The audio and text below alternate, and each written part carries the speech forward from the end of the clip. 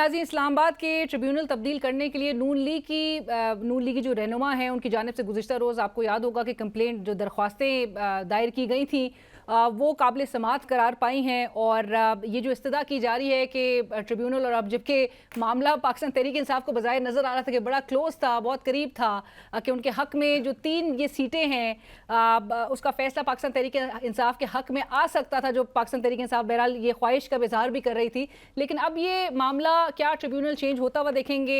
Justice Tariq Mahmood Jahangiri के tribunal में जो एतराज़ उठाया है, और स्पेशली ये कहना कि जो सोशल मीडिया पे कैंपेन्स चल रही हैं, पाकिस्तान तहरीक इंसाफ क्या सोशल मीडिया पे कैंपेन चला रही है, इस पर भी बात होगी। और इसके साथ साथ सुप्रीम कोर्ट में रिजर्व सीट्स का भी जो मामला है उसमें भी क्या होता दिखाई दे रहा है, क्योंकि मुमकिन है जो भी फैसला होगा उससे सियासी मंजरनामे पर अगरचे उसके बड़े गहरे असरात पड़ते हुए दिखाई देंगे।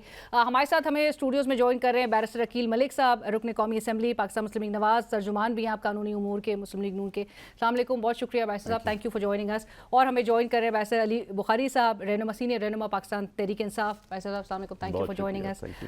गुफ्तगू का आगाज़ बैरिस्टर अकील साहब आपसे, ये जो मामला है, जो 3 कंप्लेंट्स गई थी 3 नून लीगी रहनुमाओं की जानिब से गुज़िश्ता रोज़, और सबसे पहले तो जानना ये चाहेंगे कि जस्टिस तारिक साहब की ट्रिब्यूनल पर एतराज़ है क्या, और ये जो कंप्लेंट्स थी इसमें तो बज़ाहिर एक इंप्रेशन ये मिल रहा है कि फुल स्टॉप कॉमे का भी कोई मेरे ख्याल से चेंज नहीं होगा। ये क्या फोटो कॉपी हुई थी, जहनी हमांगी थी, क्योंकि एक ही जैसी दरख्वास्त जो है वो तीनों की जानिब से जाई गई है।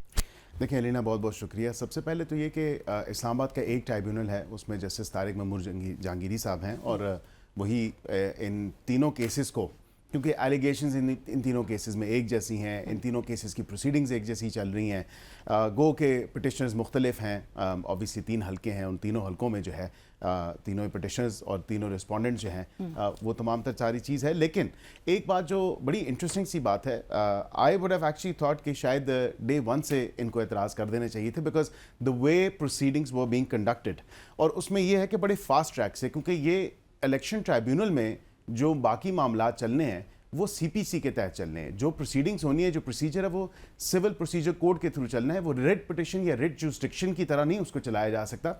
नॉर्मली ये होता है कि सीपीसी में अगर सिविल प्रोसीजर कोड, जिसे आम जबान में हम जो है सिविल केस कह देते हैं, तो उसका प्रोसीजर जब अडॉप्ट किया जाता है तो उसमें नोटिसेस होते हैं, समन्स होते हैं, फिर अगर कोई नहीं पेश होता तो फिर अखबार इश्तिहार होता है, फिर उसके बाद जाके जो है ये पूरा प्रोसीजर होता है। फिर इतना फास्ट ट्रैक चलाना और फाइन्स कर देना एकदम, मतलब 1-2 प्रोसीडिंग के बाद ही आई थिंक प्रॉब्ली थोड़ा सा एक एब्सटेन करना चाहिए था, थोड़ा सा एक आहिस्ता रफ्तार में चलना चाहिए था, इतना फास्ट ट्रैक। हालांकि आपको दूसरे केसेस में जो ट्रायल कोर्ट में इनके बानी के हवाले से जो केसेस चल रहे हैं उस पर एतराज नहीं है कि वो भी देखें ना कितने फास्ट ट्रैक और कितने जल्दी कंक्लूड किए। कितने सालों से अपील्स पेंडिंग पड़ी हुई हैं, लेकिन माजरत के साथ फेब से लेके अभी तक, मे के एंड कह लें या जून का स्टार्ट कह लें, वो भी अपील बड़े ही फास्ट ट्रैक पे जो है वो डिसाइड हुई, राइट, बट उस पर एतराज़ नहीं था। बट बैरिस्टर साहब, आपने जो नुक्ता रेस किया है कि फास्ट ट्रैक, और साथ साथ आप कह रहे हैं फाइन किया तो पहले दिन से ही एतराज़ इस पर उठा देना चाहिए था। लेकिन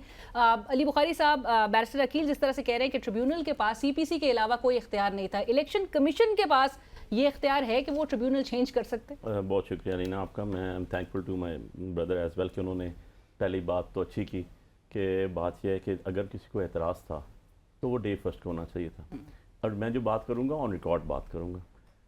2 मई का ऑर्डर है, the first day when our petitions were admitted, हमारी पिटिशंस एडमिट हुई इस्लामाबाद की, और सिंपल सा क्वेश्चन था, एक हमारी स्टीरियोटाइप पिटिशंस नहीं है, टेक्निकली हम सबकी लॉजिकली और लीगली स्पीकिंग बात कर रहा हूँ मैं, अलग हल्के हैं, NA 46, 47, 48, प्रॉपर तरीके से लादा उनकी पेपर बुक्स बनी अलॉन्ग विद ऑल फॉर्म 45, 46 जो अपलोड किए CP ने, वो भी हमने निकाल के लगाए। जो हमारी रिट पिटिशंस हुई जिसमें उन्होंने हमें कॉपीज़ नहीं दी, EMS सिस्टम तक हमने मांगा, उन्हीं सारी डॉक्यूमेंटेशन कंप्लीट 600 पेजेस की हमने फाइल की। इस तरह नहीं फाइल की कि जैसे हम उठ के और रात को जाके और सुबह फाइल कर दी। नंबर 1 उस पर उन्हें नोटिस हुए, नोटिस के बाद अपीयर हुए। मुझे एक बात बता दें, ये भी एतराज़ तो इनकी साइड ये भी उठा रही है कि आपके डॉक्यूमेंट्स तो फौरन ही तस्लीम किए जा रहे हैं, तस्लीम इसलिए किए गए कि हमने well with in 45 days file किए, हमने कोई ऑब्जेक्शन रिमूव जितने भी थे रिमूव किए वेल विद इन टाइम, जो थे ही नहीं, और उसके बाद कोर्ट ने एडमिट करके नोटिस किए, नोटिस होने के बाद इनके कौंसल्स अपीयर हुए। आप ये बात सोच सकती हैं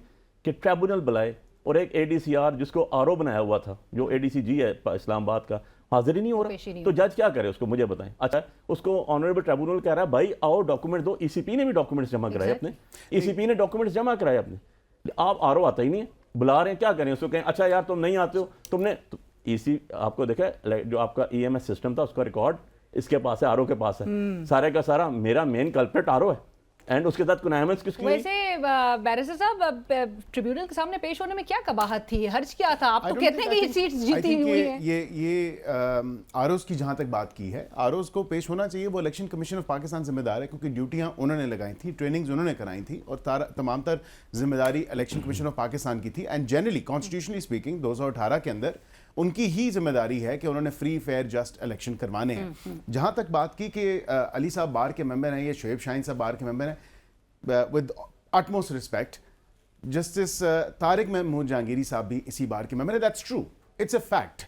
ये इससे डिनाइबिलिटी ना अली साहब कर सकते हैं, ना शोएब शाहीन साहब कर सकते हैं, ना मैं कर सकता हूँ, बिकॉज मैं भी इस्लामाबाद में ही प्रैक्टिस करता हूँ। जहाँ तक ये बात है कि एतराज़ ये उठाया गया है, शायद किसी हद तक शायद उनका ये एतराज़ बनता भी हो, इसके मेरिट पे भी आता हो, लेकिन ये फिर इलेक्शन कमीशन ऑफ पाकिस्तान और जो पैनल ऑफ एक पूल था जजेस का, तो उस जज को फिर शायद ट्राइब्यूनल में लगाना चाहिए था जो इस बार का मेंबर या इस बार से उसकी वाबस्तगी ना हो। यहाँ पर वक्त हुआ एक ब्रेक का, ब्रेक के बाद हाजिर होते हैं।